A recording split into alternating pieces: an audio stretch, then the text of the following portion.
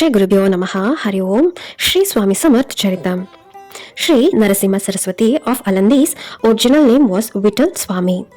He was a resident of Pandharpur and was considered to be an eminent scholar.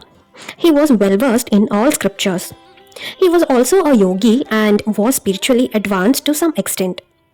He was, however, stuck with some subtle spiritual problems, and with a view to seeking guidance in those from Sri Swami Samarth, he came to Akalkot for his darshan. The Swami was at that time in the Bandarkhana near the palace, and knew by intuition that Sri Narasimha Saraswati was coming to see him. He directed a seat of deerskin to be kept ready near himself.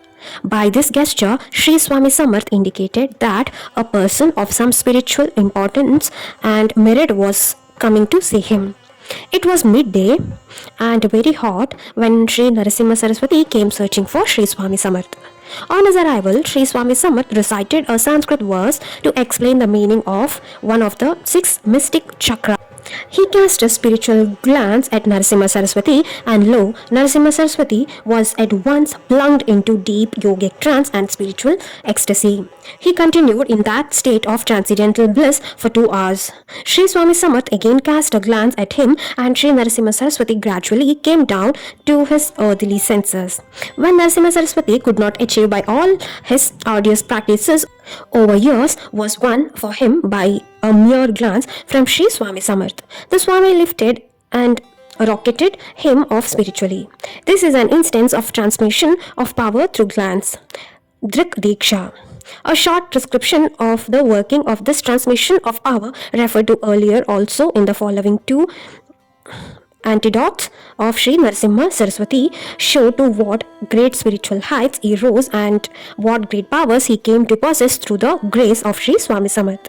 When Narasimha Saraswati came with great spiritual yearning to settle down at Alandi, he was disappointed at the degenerating atmosphere prevailing at that time in such a sacred and hallowed place. Instead of reciting Vedas and sacred texts like Bhagavad Gita and Jnaneshwari, Brahmins had taken to singing vulgar songs. Holy traditional practices were being discarded, and indulgence in depraved activities had become the vogue. Narasimha Saraswati was distressed deeply seeing those conditions and decided that he must do something to restore the sanctity of the place, hallowed by the Samadhi of Dhyaneshwar Maharaj, as he already had some yogic powers. Once he invited all the Brahmins of the place and mysteriously created several tasty dishes and gave them all a feast. The Brahmins were greatly impressed and attracted by his powers. Then Narasimha Saraswati asked them to learn to recite shlokas from Dhyaneshwari and promised that if they did so, they would be given such a feast every day. And this worked. They took to learning and recitation of Dhyaneshwari, the holy chanting of which purified their hearts and mind and brought a great transformation in them. They reverted now with all their heart to the old traditions and took to the study and recitation of Dhyaneshwari and other holy texts. This was a great and remarkable work he did in restoring and purifying the religious and spiritual life of the people of Alandi. Sri Narasimha Saraswati, being a great yogi, was considered as the incarnation of Arjuna. One very interesting incident signifying and suggestive of this is that he got one wooden chariot made for use in the procession of the Padukas of Saint Dhyaneshwar Maharaj. The chariot was of course a heavy one and required quite a number of people to draw it. One day, strangely, the chariot did not move at all, even by an inch, in spite of all efforts. The procession could thus not start at all. Sri Narasimha Saraswati was at that time in a state of samadhi. The disciples called out to him. Slowly he began aware of the situation. He prayed, "Oh my dear Lord Krishna, in my former life you were my charioteer. Now do you want me to be your charioteer? If you want it to be that way, then let it be so." Saying this, he came to the chariot, got onto it, took the reins in his hands, and lo, the chariot started moving immediately. Later on, Sri Narasimha Saraswati paid a visit to Akalkot again. Sri Swami Samarth was then resting in the Sri Rama temple along with his disciples and other visitors. On his arrival, Narasimha Saraswati prostrated at the feet of Sri Swami Samarth, who immediately asked him, "What, have you not yet left the Kotsan?" None of the attendant understood the significance of these strange words being addressed to a yogi of the statue of Sri Narasimha Saraswati, and everyone was wondering what the matter really was.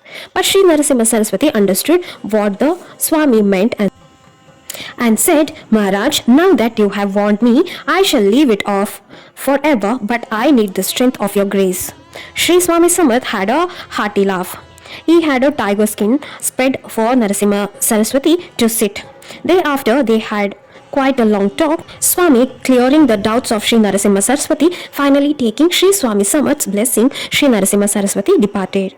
The word Sri Swami Samarth actually used in the above incident was Randi, which literally means the courtesan. By Swami implied by it Siddhi or mystic powers.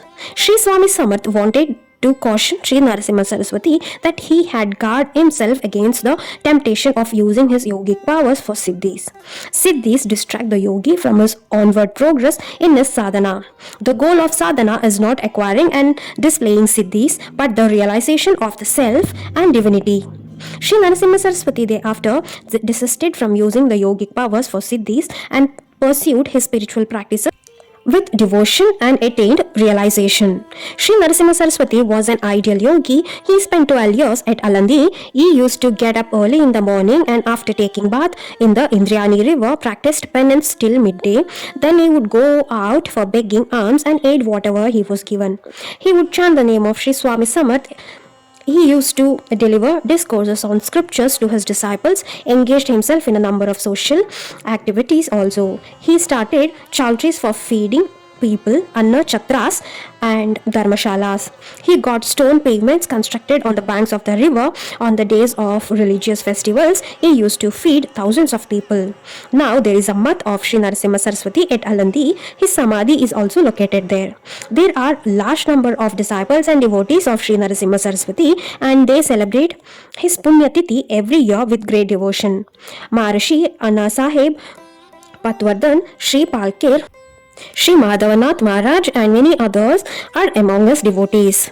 It was Sri Swami Samarth's grace that made Sri Narasimha Saraswati into a great saint. It is the Param Jyoti lighting up another Jyoti which becomes another source of illumination in its own right. Let us wind up for today. Om Shri Sainathaya Namaha. Om Shri Swami Samarthaya Namaha.